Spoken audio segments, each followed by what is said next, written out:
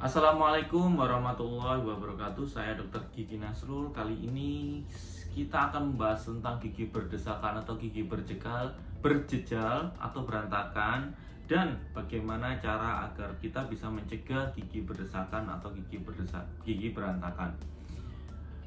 Seperti yang kita tahu semua bahwa salah satu penyebab utama dari gigi berdesakan adalah bernafas lewat mulut. Ya, ini adalah penyebab yang mungkin jarang di notice karena memang karena memang kita kadang tidak bisa memahami kenapa kok bisa bernafas lewat mulut bisa menjadi masalah terhadap posisi gigi atau giginya mengalami berdesakan. Jadi ketika kita normalnya bernafas lewat hidung, itu lidah itu otomatis akan nempel di langit-langit mulut ya. Dia akan nempel di langit-langit mulut. Dengan lidah nempel di langit-langit mulut, itu akan membuat rahang atas menjadi berkembang ya, menjadi melebar ya, menjadi development. Akhirnya apa? Dengan dia berkembang, akhirnya ruangan dari gigi-gigi yang akan tumbuh, kita ngomongnya ini di fase pertumbuhan gigi ya. Jadi ketika masih anak-anak. Jadi ketika rahangnya itu berkembang, akhirnya gigi-gigi itu akan tumbuh menempati posisi yang sudah cukup ya, karena rahangnya melebar, ruangannya cukup sehingga giginya tumbuh dengan baik dan benar.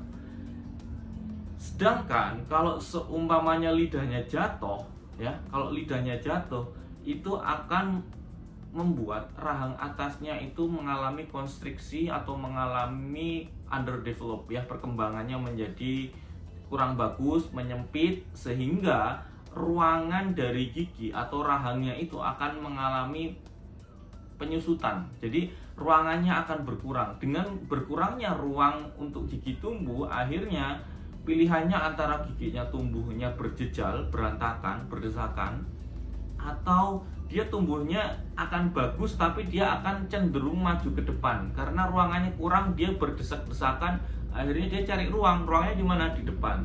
Jadi akhirnya dia akan giginya akan maju ke depan seperti itu, dan rahang bawahnya ngikutin rahang atasnya. Jadi rahang bawah itu ngikutin rahang atas. Kalau rahang atasnya menyempit, rahang bawahnya juga akan ikut menyempit.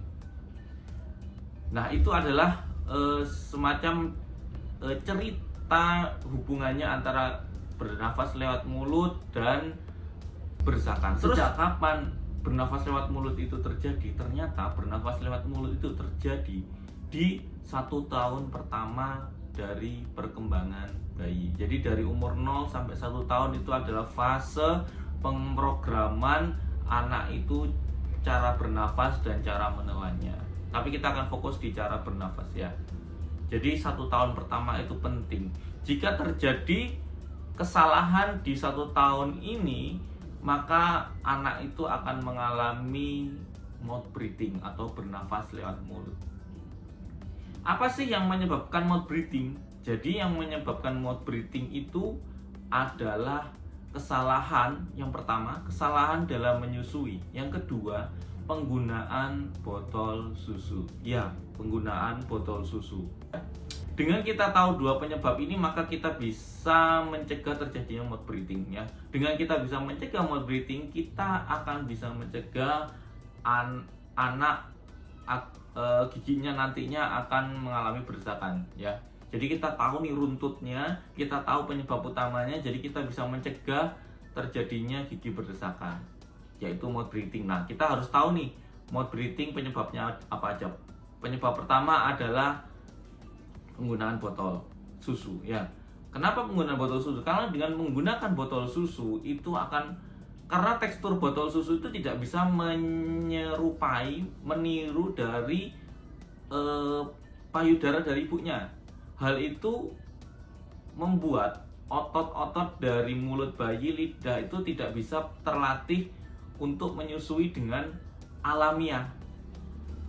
Ketika bayi itu menyusui dengan botol, itu otomatis akan ada ruang di sela-sela bibirnya sehingga udara bisa masuk lewat mulut ketika dia ngedot.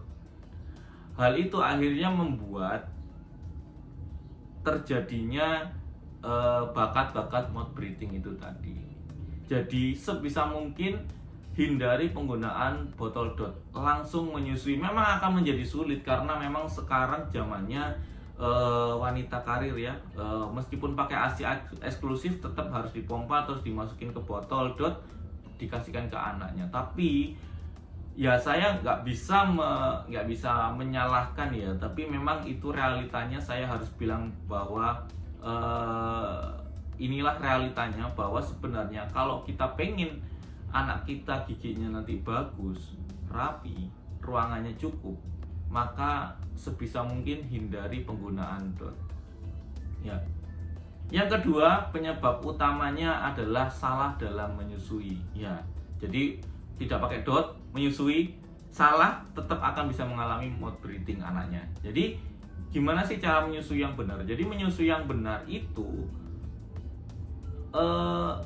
harus mulut bayi itu benar-benar nutup. Jadi dia benar-benar mulut bayi itu ngesil, menutup rapat antara payudara dengan mulut bayi itu benar-benar rapat. Jadi indikatornya apa? Areola ibunya. Areola itu bagian hitam dari putingnya, bagian hitam dari putingnya dan sekitarnya itu masuk semua ke dalam mulut bayi. Nah, bayinya benar-benar nyedot. Terus kemudian hidung nggak boleh ketutup ya, hidung nggak boleh ketutup, hidung bayinya. Terus kemudian gerakan bayi itu seperti ikan ya, seperti ikan nyusuinya. Nah, terus kemudian rahang bayi ya, rahang bawahnya bayi itu seperti menggapai kayak maju gitu. Itu Itu juga akan membuat rahangnya akan berkembang. Jadi ada orang yang rahangnya kurang berkembang sehingga seakan-akan nggak punya dagu. Itu karena apa? Karena pergerakan ini kurang maksimal ketika menyusui. Hal ini juga nggak bisa didapatkan ketika dia menggunakan dot. Makanya sekarang banyak orang yang dagunya kurang, tidak berkembang itu ya karena pergerakan dari rahang bawahnya ini yang kurang maksimal ketika dia bayi. Ya. Berapa lama sih kita harus wear dan terus untuk menjaga hal ini agar tidak mengalami mouth breathing? Itu adalah 1 tahun pertama. Jadi 1 tahun pertama ini adalah fase paling krusial, fase pemrograman dari bayi, apakah nantinya dia akan bernafas normal dengan hidung atau dia akan mengalami mouth breather atau mouth breathing, bernafas lewat mulut. Karena bernafas lewat mulut hubungannya lagi tadi akan mengalami berdesakan. Jadi seperti itu. Jadi saran saya memang agak dilematis, apalagi kenapa kok maloklusi atau gigi berdesakan semakin banyak, karena memang pola kebiasaan dari wanita lahir ibu menyusui zaman sekarang udah berubah. Zaman dulu full mereka menyusui menggunakan eksklusif dan juga langsung dari ibunya. Tapi zaman sekarang berbeda, banyak wanita karir, saya nggak menyalahkan ya, memang itu realitanya. Jadi memang kita harus menghadapinya, ya sudah gitu, kita harus mengerti konsekuensi. Banyak wanita karir sehingga itu membuat prevalensi atau angka anak-anak mengalami gigi berdesakan itu semakin lama semakin tinggi. Jangan lupa subscribe channel saya, semoga bermanfaat untuk semuanya. Assalamualaikum warahmatullahi wabarakatuh.